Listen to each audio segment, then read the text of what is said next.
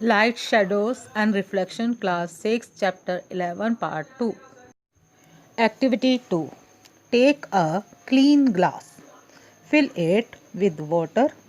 Look at a lighted torch through the glass. Can you see the torch clearly? Glass and water both are transparent. So we are able to see the torch light through it very clearly. Now throw the water away and fill up the glass with milk. Can you still see the torch? Milk is translucent. We see very little light through milk. Next, fill the glass with tea. You can't see the torch through the glass. A glass filled with tea is opaque. Opaque objects don't allow light to pass through them. Light travels in a straight line. Switch on a torch in a dark room. Can you see a circle of light in front of you? Now move the torch to your right. You will now be able to see objects on your right but not in front of you. Why do you always see only the objects directly in front of the torch? This is because light travels in a straight line. Have you ever seen the light from the cinema projector traveling to the screen in front of it? Are there any other ways to find out whether light travels in a straight line? Light has this property of traveling in a straight line.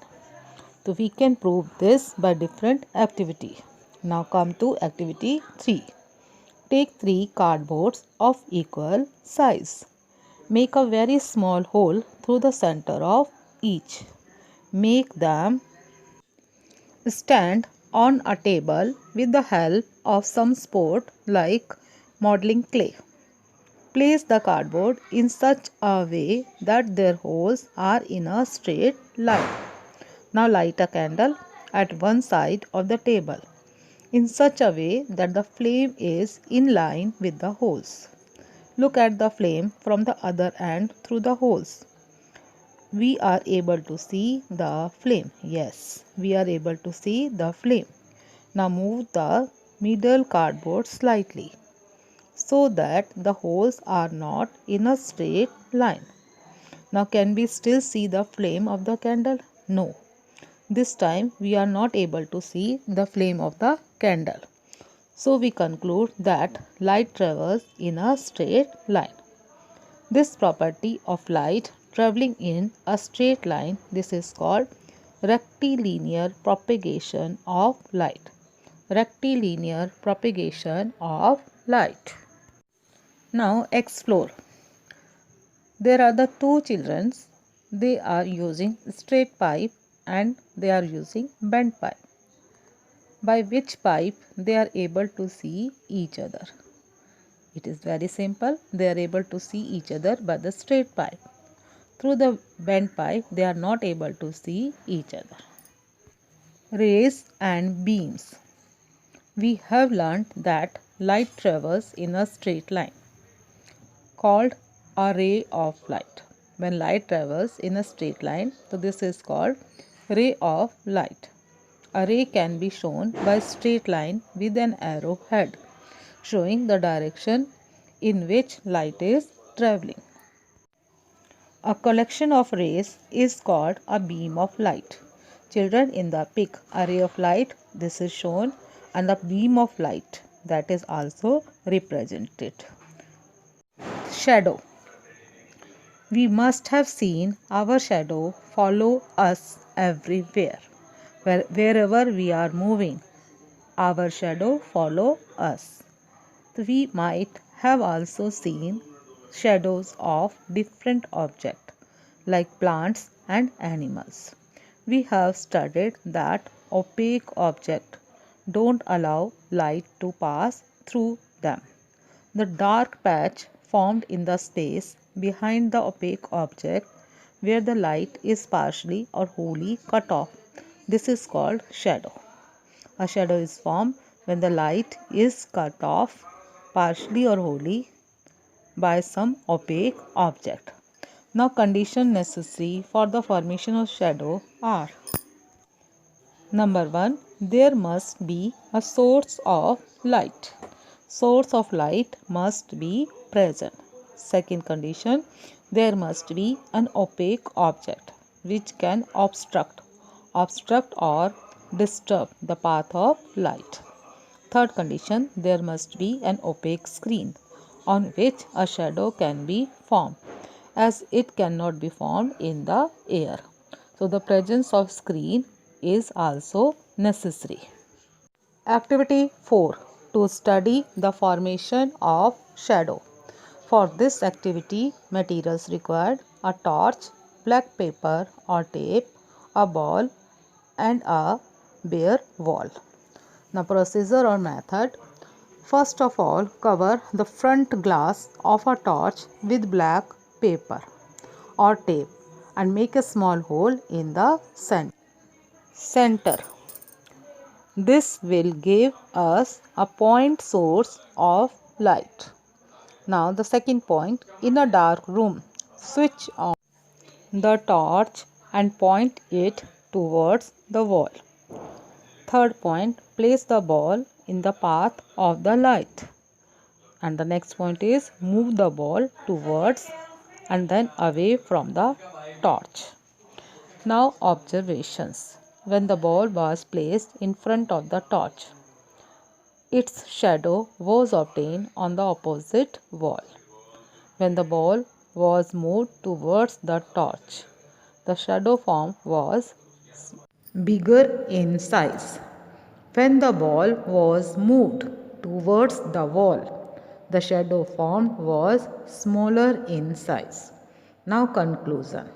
We might have observed that when the object moves closer to the source of light, the size of its shadow increases, and when it moves away from the source of light, the size of its shadow decreases.